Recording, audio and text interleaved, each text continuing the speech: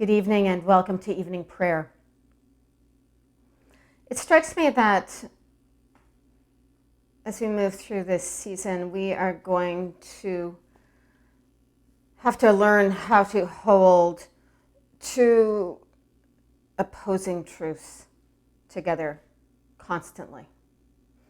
So, for example, here in Prince Edward County, it has been a beautiful day, and my carrots are beginning to show their faces, and the magnolia tree behind me is out in full glory, and Lake Ontario is glimmering and clear, and all of these things are such profound sources of delight for me. And yet, at the same time, I connect throughout the day with things that are sources of horror for me. And I'm learning to hold both of those things together and recognize that my heart needs to have room for both of them. It seems to me that we are going to constantly move back and forth between the, now what? If this is the new normal, what steps do I need to take? What mindset do I need to adopt? What skills do I need to work on? And yet at the same time recognizing that there will always be a consistent, profound grief just underneath the surface. So I'm going to share some words with you from Thomas Weller's book, The Wild Edge of Sorrow. The work of the mature person is to carry grief in one hand and gratitude in the other, and to be stretched large by them. How much sorrow can I hold? That's how much gratitude I can give. If I carry only grief, I'll bend towards cynicism and despair. If I have only gratitude, I'll become saccharine and won't develop much compassion for other people's suffering. Grief keeps the heart fluid and soft, which helps make compassion possible.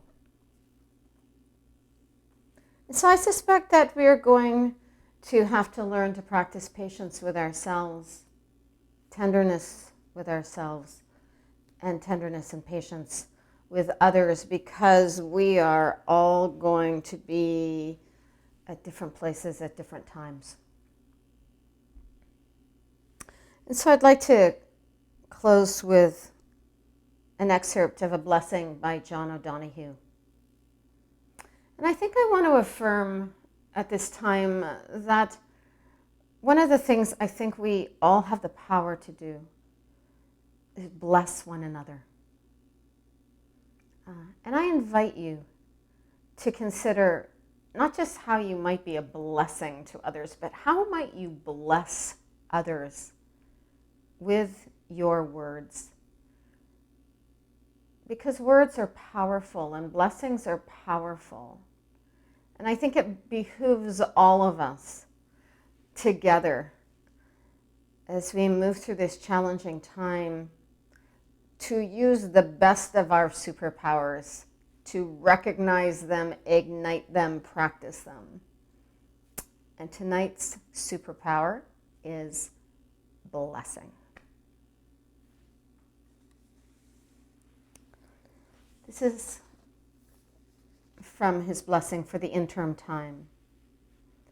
The old is not old enough to have died away. The new is still too young to be born. You cannot lay claim to anything in this place of dusk. Your eyes are blurred and there is no mirror. Everyone else has lost sight of your heart, and you can see nowhere to put your trust. You know you have made your own way through. As far as you can, hold your confidence. Do not allow your confusion to squander this call which is loosening your roots in false ground that you might come free from all you had outgrown.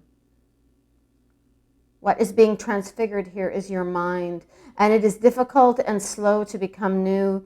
The more faithfully you can endure here, the more refined your heart will become for your arrival in the new dawn. Let me add a word of encouragement that comes from the practice of the desert mothers and fathers who in the 2nd and 3rd and 4th centuries lived in isolation, self-isolation in the desert, and believed that it was in that place that they best encountered the mystery that they called God. There is so much within the mystical tradition that reminds us that yes, we need community to live and breathe, but there are places in which we can go deep within ourselves where we will encounter very different gifts that will be our fuel as well as we move forward. But in the meantime, let us put this day to bed with a sense of gratitude, and let us receive the gifts of rest and sleep to renew us and renew our ability to see ourselves and one another as sources of profound blessing. Peace be with you, good friends. Peace be with you.